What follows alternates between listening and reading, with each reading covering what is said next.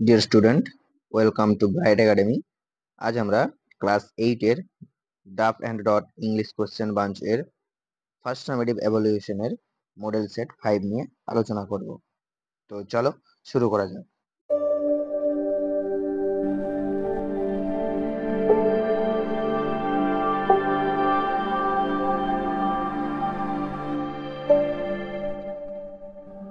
তো একের দাগে দেখো, তোমাদের যে সিনটা দেওয়া রয়েছে, এই সিনটা তোমাদের নেওয়া হয়েছে ক্লাউডস থেকে। এর দাগে দেখো, write T for true and F for false statement in the given boxes. True false লিখতে বলেছে। একের দাগ, the old man's tales made him surprised, অর্থাৎ বৃদ্ধ মানুষটির গল্পটা তাকে অবাক করে দিয়েছিল। অ্যান্সারটা কি হয়ে যাবে? অ্যান্সার হয়ে যাবে ট্রু। দুই দাগ, when he was coming back, যখন সে ফিরে আসছিল, the sun had set, সূর্য অস্ত চলে গেছিল। এটা হয়ে যাবে আমাদের ফলস। তিনের দাগ, when he reached his village, যখন সে তার গ্রামে পৌঁছালো, he felt the earth was damp underfoot, সে দেখলো যে তার পায়ের তলার মাটিটা ভিজে রয়েছে। তো এর অ্যান্সারটা কি হয়ে যাবে? ট্রু। এরপর বি এর দাগে কি আছে দেখো, টিক দ্য কারেক্ট অল্টারনেটিভ। একের দাগ, he felt a Nip in the air when he reached the মাড হাট। এরপর দুই দাগ, the jamun tree was standing, the jamun tree was standing in his courtyard, অর্থাৎ জাম গাছটি তার কোর্টইয়ার্ডে দাঁড়িয়েছিল। তিনের দাগ, হোয়েন হি কেম ব্যাক, যখন সে ফিরে এলো, দা কি হবে এটার answer? Trees were freshly bathed, নাকি trees were still draped in layers of dust, নাকি trees were covered with clouds, নাকি নান অফ দিস? তো এর অ্যান্সার কি হবে? Trees were freshly bathed. এরপর সি এর দাগ, অ্যান্সার দ্য ফলোইং কোয়েশ্চেন। একের দাগে, what made the man realise how late it was.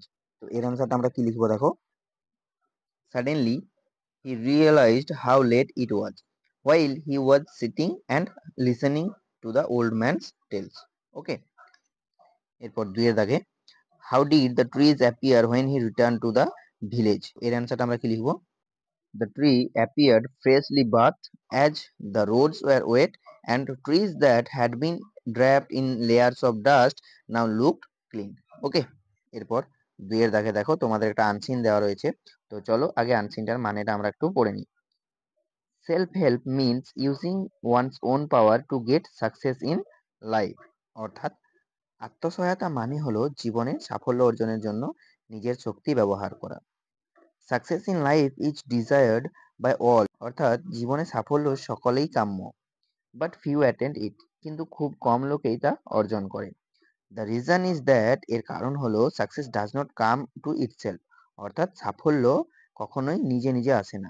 It is the reward of honesty and hard work, এটা হলো কঠোর পরিশ্রম এবং সততার ফল। The key to success is its own hand, সাফল্যের চাবিকাঠি হলো নিজের হাতে।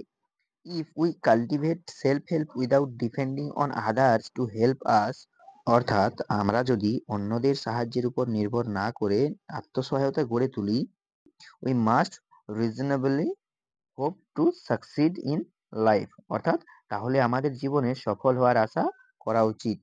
If we read the life history of great man, যদি আমরা মহান মানুষদের জীবনী পড়ি, উই শ্যাল ফাইন্ড দ্যাট, আমরা দেখতে পাবো যে most of them were self made, তাদের মধ্যে বেশিরভাগই ছিল স্বনির্মিত। They got success by their own effort, তারা নিজেদের চেষ্টার মাধ্যমে সাফল্য অর্জন করেছিল। So self help is the key for success in life, তাই আত্মসহায়তাই হলো জীবনের সাফল্যের মূল চাবিকাঠি। তো এই ছিল তোমাদের আনসিন। তো চলো এবার আনসিনের কোশ্চেনগুলো আমরা একটু দেখে নিই কি দিয়েছে। এরপর দুইয়ের দাগের এতে কি বলেছে দেখো। একের দাগ, why does not everybody not attend success in life. তো এর অ্যান্সারটা আমরা কি লিখবো? Everybody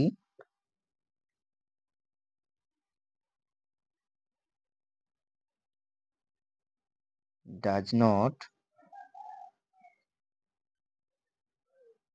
success in life because, এটা লেখার পর আমরা দেখো আনসিনের এখান থেকে লিখবো success does not come to itself, it is the reward of honesty and hard work. Okay, এইটুকুটা আমরা লিখবো, তাহলেই হবে। এরপর বি এর দাগে তোমাদের কি রয়েছে দেখো, complete the following sentence with information from the text, অর্থাৎ ওই টেক্সট থেকে ইনফরমেশন নিয়ে আমাদের শূন্যস্থানগুলি পূরণ করতে হবে। The meaning of self help is, অর্থাৎ সেলফ হেল্প মানে এর অ্যান্সারটা হবে using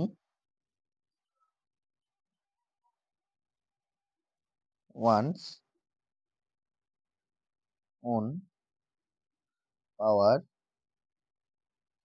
two get success in life. এরপর দুই এর দাগ, the key to success in life refers to, এটার অ্যান্সার কি হবে honesty and hard work, honesty and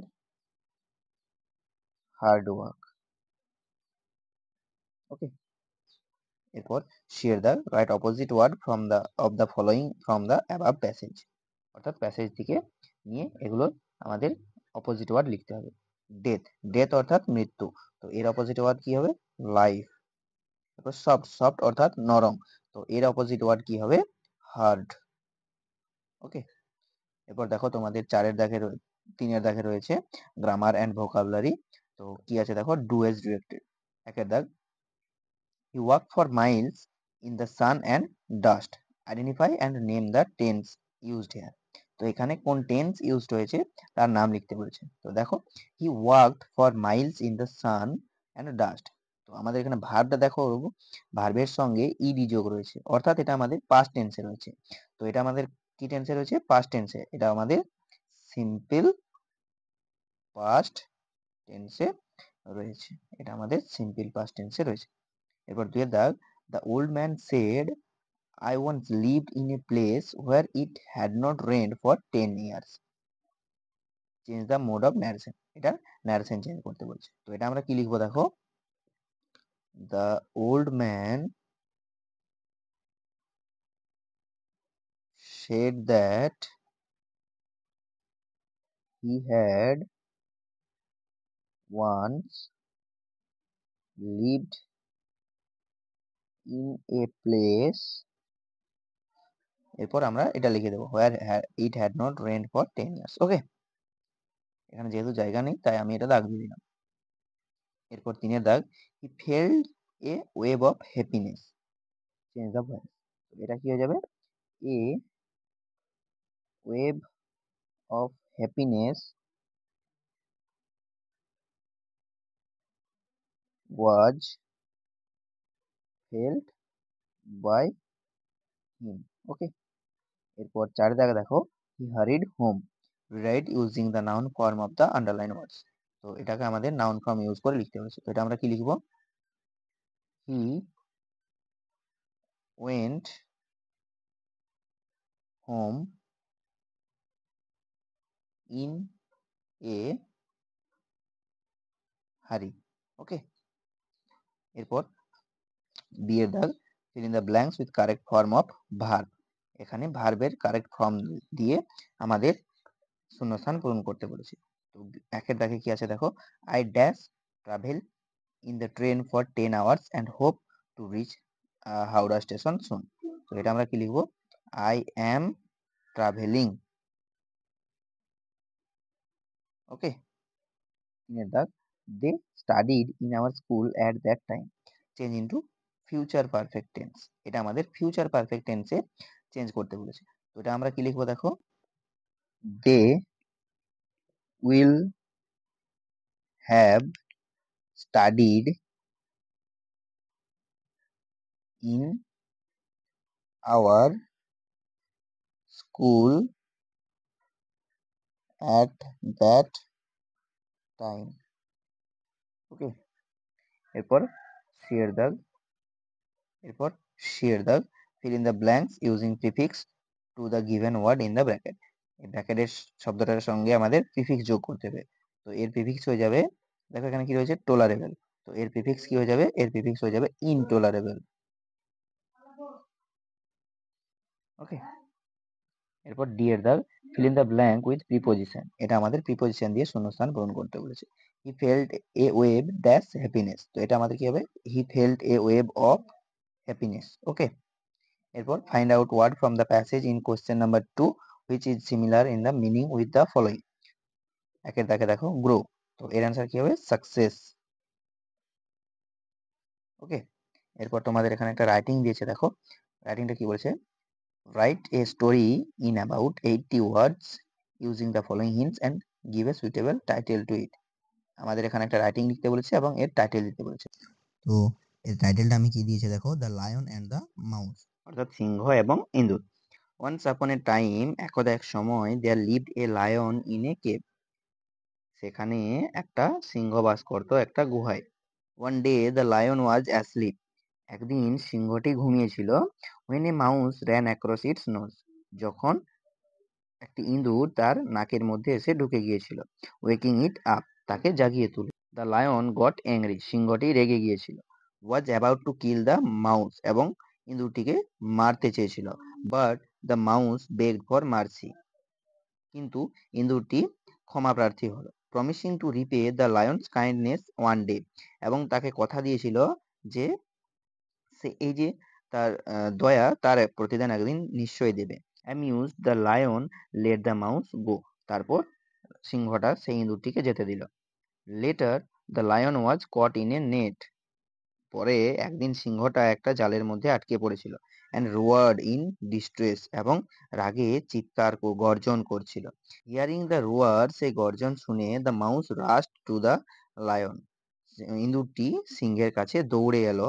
and cut the net, এবং জালটি কেটে দিল। দেন দ্য লায়ন ওয়াজ ফ্রি, তারপর সিংহটা মুক্ত হয়ে গিয়েছিল। অ্যান্ড রিয়েলাইজড দ্যাট, এবং বুঝতে পারলো যে even the smallest creature could B a great help, এমনকি ছোট প্রাণীরাও সাহায্যে আসতে পারে। ওকে, তো আজ এই পর্যন্তই, দেখা হচ্ছে চলো নেক্সট ভিডিওতে।